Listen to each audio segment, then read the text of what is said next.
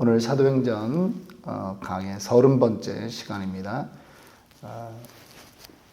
교회 부흥의 비결이라고 하는 제목으로 사도행전 9장 23절부터 31절의 말씀을 가지고 잠시 묵상하도록 하겠습니다. 지난주에는 하나님께서 아나니아라고 하는 제자를 통해서 사도 바울의 눈을 뜨게 하고 또 사명을 주셔서 복음 증거하는 것을 보았습니다. 사람이 한번 예수를 경험하니까 완전히 변화돼서 다른 사람이 되어버린 것을 우리가 보았습니다. 오늘 본문 9장 23절부터 31절까지의 말씀인데요. 마지막에 보니까 교회의 모습을 말하고 있습니다. 교회가 어떻게 부흥하는가를 이 단락의 마지막에 내용으로 그렇게 적고 있습니다. 그래서 한번 제목을 그렇게 삼아 보았습니다. 오늘 사도 바울이 회심 후에 복음을 증거하자 그에게 어떤 일이 일어납니까? 23절부터 24절 보니까 여러 날이 지나매, 그러니까 복음 전하는 그 시간에 여러 날이 지나니까 유대인들이 사울을 죽이기로 공모했다라고 말합니다. 그리고 그 일이 사울에게 알려지니라. 그들이 그를 죽이려고 밤낮으로 성문까지 지키거늘. 유대인들이 사울을 죽이기로 결정했다는 것입니다. 지금 입장이 뒤바뀌었습니다. 바울이 원래 예수 믿는 사람들을 죽이려고 그렇게 살기가 등등해서 돌아다녔는데 지금 상황은 바울이 복음을 전하니까 이전에 그의 친구요, 그의 동료들이었던 유대인들이 이 바울을 죽이겠다라고 그렇게 결심했던 것입니다. 왜 이렇게 입장이 뒤바뀌었을까요? 그냥 단지 예수를 믿었기 때문에 그렇습니까? 아닙니다. 예수가 그리스도라고 증거했기 때문입니다. 복음을 전하면 고난을 받습니다. 왜 복음을 전하면 고난을 받을까요? 복음을 믿으면 사탄의 자녀되었던 사람이 하나님의 자녀가 되기 때문에 사탄이 이것을 가만 놔두지 않는 것입니다. 공격하는 것입니다. 우리의 그 과거의 모습은 사탄의 자녀된 그러한 모습인 것이죠. 그러니까 사탄이 우리의 부모였는데 자식을 빼앗기고 가만히 있겠습니까? 가만히 안 있습니다. 그래서 복음을 증거하면 하나님께서 함께하기 때문에 아무 일도 안 생긴다, 이것이 아니라 복음을 증거하면 사탄의 공격도 있다라고 우리는 알고 있어야 한다라고 하는 것이죠. 복음 증거는 반드시 고난이 옵니다. 복음을 증거하지 않고 입 다물고 가만히 살면 문제 없습니다. 그런데 그것이 두려워서 입을 다물고 살면 하나님에게 우리는 상급이 없는 거지요. 그런데 복음을 전하면 박해는 분명히 있습니다. 하나님은 우리가 제자 삼을 때 함께 한다고 약속하셨지 박해를 주지 않는다 이렇게 약속하지 않았습니다. 우리가 살아가는 이 땅은 영적 전쟁이 있습니다. 여러분, 영적 전쟁이 있어요. 어떤 것에서 그걸 알 수 있습니까? 별것 아닌데도 사람들이 시험 든다는 말을 하는 거예요. 사람들이 계속 예수를 믿으면서도 그렇다라는 거죠. 우리가 깨달아야 되는 거예요. 우리의 삶이 영적 전쟁의 한 복판에 있다라고 하는 거예요. 이게 교회 안에서는 없습니까? 교회 안에 더 많이 있어요. 특별히 교회가 전도하는 교회가 되려고 하면 이런 문제는 더 많이 생기고요. 교회가 부흥하려면 이런 문제는 더 많이 생깁니다. 사탄이 가만 놔두질 않는 거예요. 그러니까 본인에게 그런 마음이 들 때는 바로 깨달아야 됩니다. 두 가지. 지금 사탄이 나를 지금 시험 도구로 삼고 있구나. 두 번째, 우리 교회가 지금 바른 일을 하려고 하는데 지금 우리 관계를 흔들고 있구나. 영적 공격이 있구나. 이거를 깨달아야 한다라고 하는 것입니다. 복음을 더 전하다 보면, 변론하다 보면 더 많은 공격을 받게 되는 것입니다. 지금 바울이 유대인들에게 핍박을 받을 때 어떤 일이 일어났습니까? 25절 봅니다. 그의 제자들이 밤에 사울을 광주리에 남아 성벽에서 달아내리니라. 이제 바울, 사울의 그 제자들이 그를 달아서 성벽에서 내립니다. 왜? 지금 성문들을 다 지키고 있기 때문에 지금 내려 그렇게 하는 방법밖에 없는 것입니다. 죽이려고 하는 사람들이요, 일반 백성이 아니라는 거예요. 누구예요? 높은 사람들이에요. 사도 바울도 대제사장의 그 명령서를 받았잖아요. 높은 사람들의 명령을 받았던 겁니다. 그랬더니 지금 이 사도 바울을 죽이려고 하는 그 사람들 역시도 마찬가지라는 거예요. 특별히 이때 상황을 고린도후서 11장 32절에 기록해 놓았는데 이렇습니다. 다메섹에서 아레데 왕의 방백이 나를 잡으려고 다메섹 성을 지킬세. 누구냐 하면 그 지역의 왕의 신하들입니다. 아레다 왕의 방백들이 지금 바울을 잡으려고 했다라고 하는 것입니다. 위기 상황인 거죠. 그런데 어떻게 살아남을 수 있었습니까? 제자들이 도와주는 것입니다. 하나님은요, 우리에게 피할 길을 주십니다. 문제는 언제나 생기죠. 그런데 문제가 있을 때 피할 길도 주시는 분이 하나님이심을 믿어야 합니다. 노아의 홍수가 있었습니다.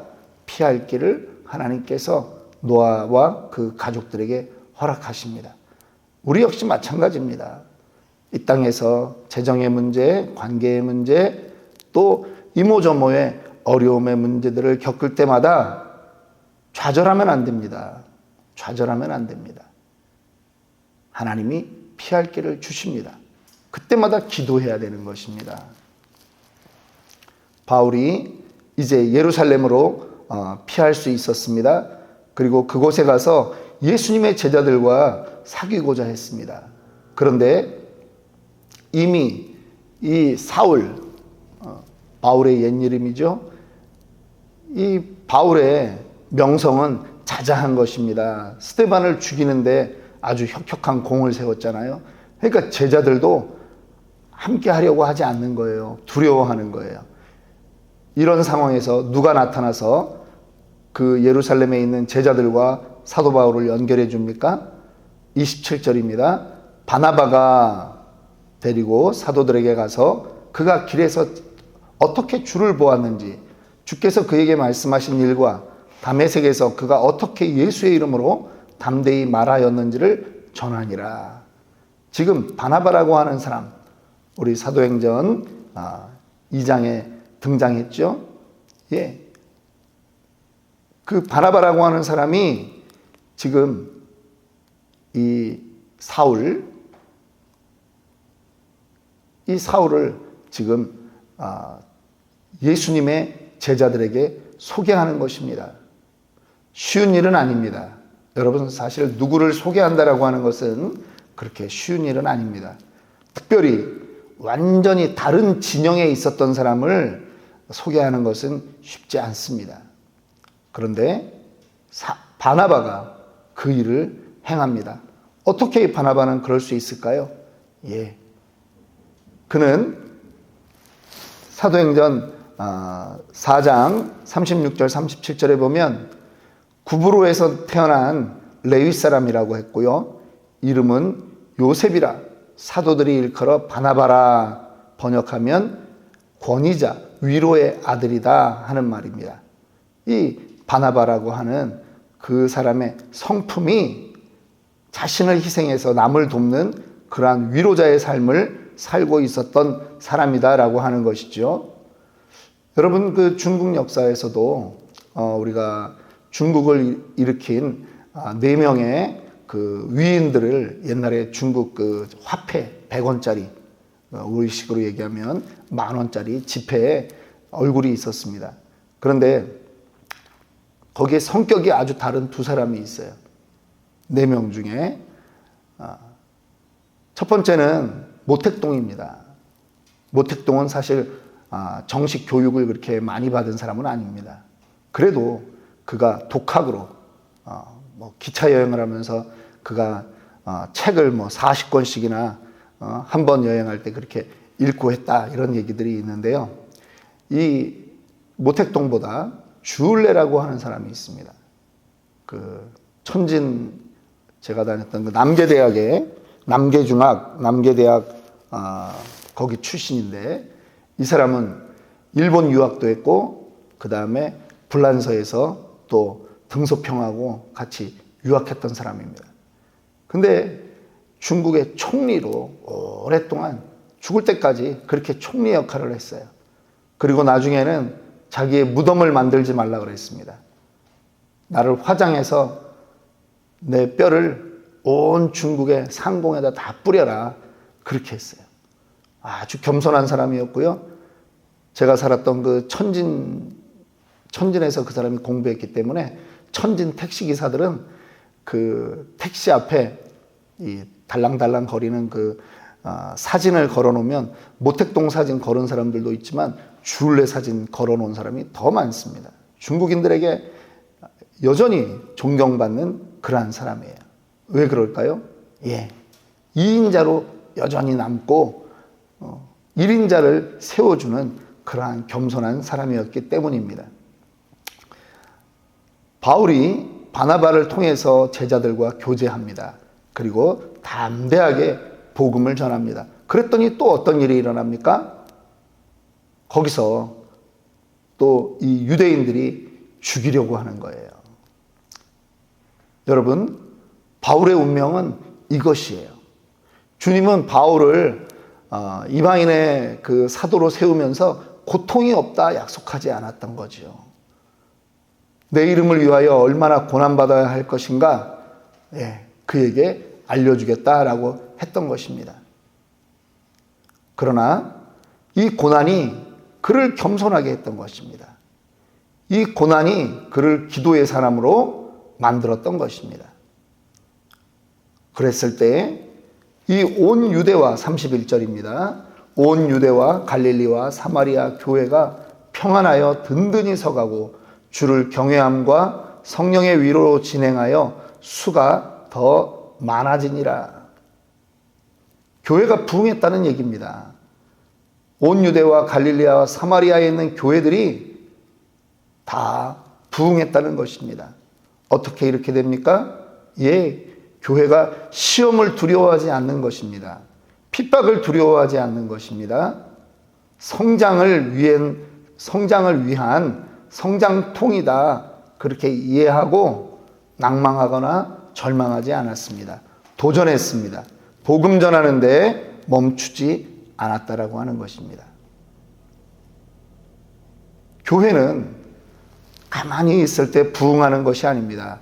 시험이 있고 환난이 있을 때 그것을 정면 돌파할 때 교회는 부흥하는 것입니다. 사탄이 두려워하는 존재가 되는 것입니다. 오늘 우리는 초대교회 시대에 그 바울을 통해서 복음 듣고 사람들이 변화되는 것들을 봅니다. 또한 환난이 있었던 것을 우리는 배웠습니다. 그런데 그 환난 가운데서도 교회가 든든히 서가는 것을 여전히 우리는 봅니다. 우리 교회가 그렇게 되어져야 합니다. 문제가 있다고 회피하지 마십시오. 사탄이 장난하는 것입니다. 성도들의 삶에 문제는 계속 생길 수 있습니다. 그런데 그것이 우리에게 사인입니다. 기도하라는 사인입니다. 교회는 기도 안 하면 죽습니다. 문제를 회피하면 교회는 죽습니다. 교회는 그냥 사람 모인 공동체가 되어버리는 겁니다. 평강을 깨는 일들이 계속 생길 수 있다는 거예요. 그러니까 교회는 기도해야 되는 거예요. 어제부터 제가 우리 교회도 밤 9시에 잠시라도 기도합시다 하고 선포했습니다. 지금 성도의 가정에 한국의 어르신들이 건강으로 문제 있는 가정이 생겼습니다. 우리가 함께 기도해야 됩니다. 이것이 우리의 책임이고 교회가 해야 될 일이라고 하는 것입니다. 우리 이회원 집사님, 우리 임대훈 집사님 장인어른 뇌경색으로 쓰러지셨는데 회복 중에 있지만 우리가 담대하게 기도합시다. 온 교회가 이 일을 놓고 이번 주에는 또 새벽에 우리 이윤희 성도님 이름을 불러가며 기도하기를 제가 선포했습니다. 뇌에 아무런 데미지가 없도록, 언어와 운동신경에 장애가 없도록, 그리고 의사들의 처치가 아주 효과적으로 잘 몸에서 반응하도록, 그리고 또 빨리 회복돼서 이제 서울 큰 병원으로 옮길 수 있도록, 그리고 이 일을 통해서 온 가족이, 온 교회가 기도의 능력을 경험하도록 우리가 함께 기도하기를 원합니다. 우리 주여 칠창하고 기도하겠습니다.